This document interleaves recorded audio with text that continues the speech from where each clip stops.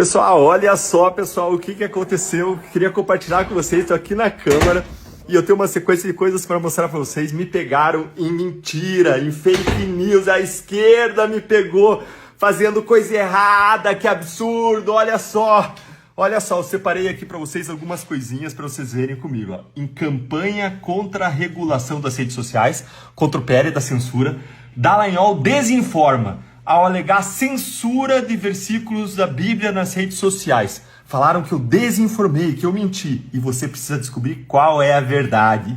Além disso, o próprio relator do projeto, que vergonha, postou nas redes sociais dizendo alerta de fake news, comentando o meu post dizendo por esse tipo de indignidade que as redes sociais estão cheias de discurso de ódio e desinformação, e chamando de fake news o que eu falei, o que mostra mais uma vez, vai provar para vocês que a gente tem que tomar muito cuidado com esse projeto que vem dele, de regulação de mídias sociais, porque sob o manto de combater fake news, eles querem muitas vezes combater a verdade que lhes é desagradável.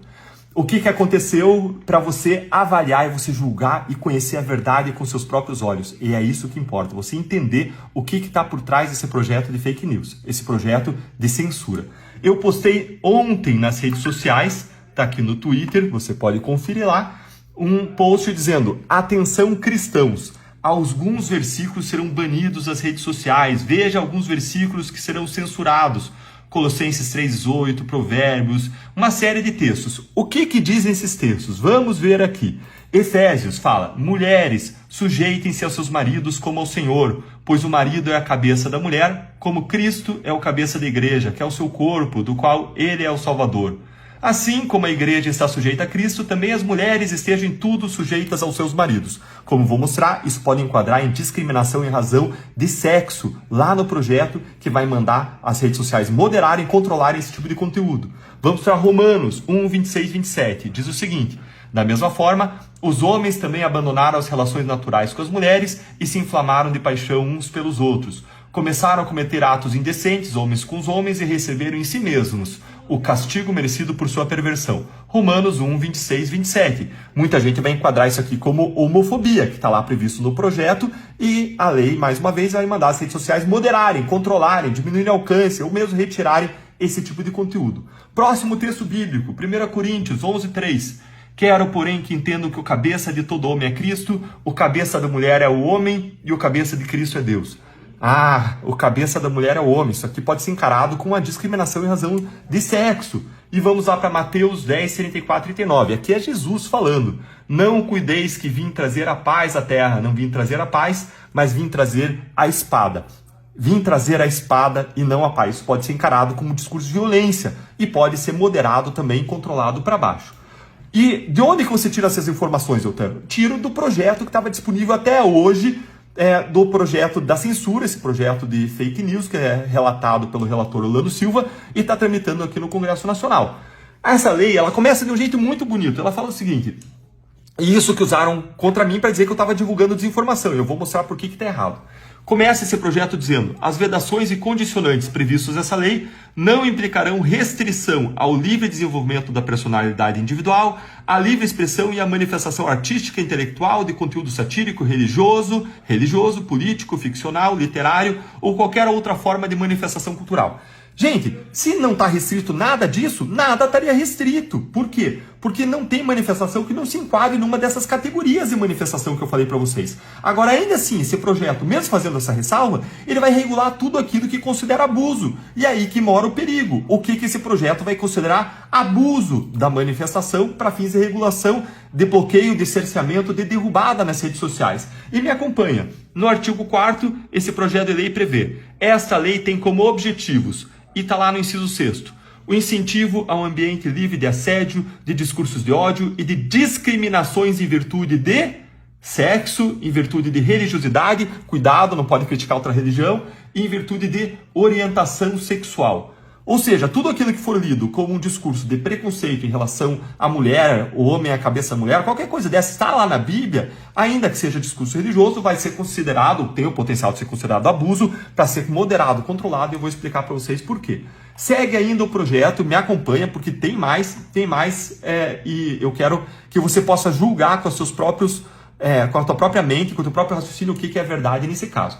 No artigo 6º do projeto de lei estabelece uma série de responsabilidades para as redes sociais, inclusive de analisar e atenuar riscos sistêmicos e de estabelecer um dever de cuidado sobre o conteúdo crítico das redes sociais. E aí vem o artigo 7º e fala sobre esse risco sistêmico, e é importante você entender que quando esse projeto de lei estabelece esses riscos, ele fala que se a plataforma não mitigar os riscos, não exercer o seu dever do cuidado em relação a conteúdos críticos, ela vai sofrer pesadíssimas multas que podem chegar a 50 milhões de reais por infração. E aí, como eu disse, o artigo 7º, quando fala de riscos sistêmicos e que ela tem que tratar de riscos sistêmicos, fala que a avaliação vai incidir dos riscos sistêmicos, inclusive sobre danos à dimensão coletiva dos direitos fundamentais, nos casos dos direitos fundamentais previstos na legislação e na Constituição.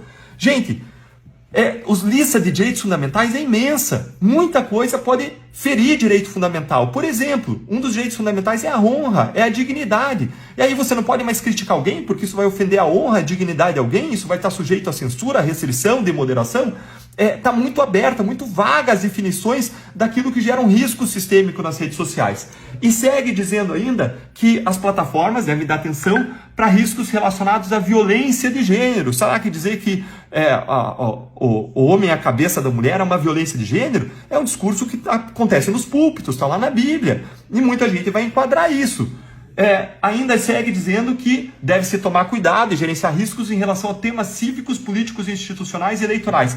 Aí você abriu a janela para o mundo. Se você pedir um impeachment, você corre risco de ser interpretado como pedindo um golpe e esse conteúdo sofrer moderação.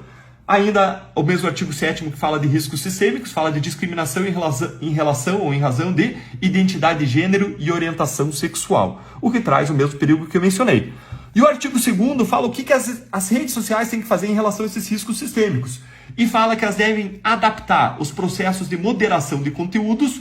Moderar o conteúdo é derrubar o conteúdo, controlar o alcance, reduzir o alcance do conteúdo e ainda adaptar os sistemas algoritmos. E aqui entra um ponto muito importante. Você tem que entender que essa moderação de conteúdo não vai ser feita por um ser humano que vai lá, vai olhar se aquilo está dentro de um contexto de liberdade de expressão religiosa, de um debate religioso, não. Para eles evitarem as pesadas multas que podem ser impostas sobre eles pelo governo, por uma entidade de supervisão que é o governo, que pode ser aparelhada politicamente, para as redes sociais evitarem essas pesadas multas, eles vão criar algoritmos para baixar, derrubar conteúdos ou reduzir o alcance quando tem determinados termos, como mulher submissa a homem, como termos que possam ser interpretados dentro de um contexto que possa ser caracterizado como homofobia. Eu já vi pastores sendo processados por homofobia por usar textos bíblicos.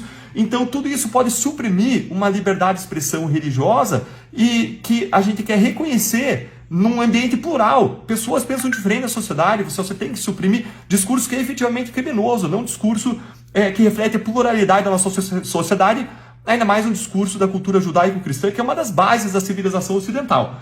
E tá lá, gente, faz não uma década, tá lá faz milênio. Bom, e aí segue ainda, ali depois de dizer que esses provedores, as redes sociais, têm que desenvolver algoritmos e fazer a moderação, ainda o projeto de lei prevê que as redes sociais devem atuar preventivamente em face de conteúdos potencialmente ilegais. Gente, o que é potencialmente ilegal? O que vai poder ser derrubado debaixo de uma bandeira de potencialmente ilegal? E segue dizendo que dentre os conteúdos potencialmente ilegais, aqueles relacionados a crimes de discriminação ou preconceito de que trata o artigo 20 da lei tal, aqui é o crime de racismo, mas o Supremo Tribunal Federal equiparou a homofobia ao racismo, então estaria sujeito também a uma restrição aqui nas redes sociais, qualquer discurso que possa ser encarado como homofóbico, ainda que venha dentro de um contexto de cristão, de explanação da própria Bíblia, daqueles textos que eu mencionei, e também discursos que possam ser interpretados como violência de gênero. Lembrem, potencialmente ilegal, que possam ser interpretados como violência de gênero. E segue o projeto fazendo essa regulação e essa restrição. Gente, tanto é verdade que isso aqui poderia prejudicar a liberdade de expressão e liberdade de expressão religiosa, na linha que eu coloquei nos posts, que podem... tanto é verdade que as redes sociais podem derrubar ou restringir o alcance do conteúdo, que o próprio relator do projeto, debaixo da pressão de vocês, porque a sociedade se manifestou, porque desde que a gente fez esses posts, muita gente se envolveu, reclamou, pediu, levantou a sua voz dizendo que liberdade de expressão religiosa não pode ser restrita, que o próprio relator já suprimiu grande parte dos textos problemáticos relativos à liberdade religiosa. Mas esse projeto continua horrível, gente. Continua horrível porque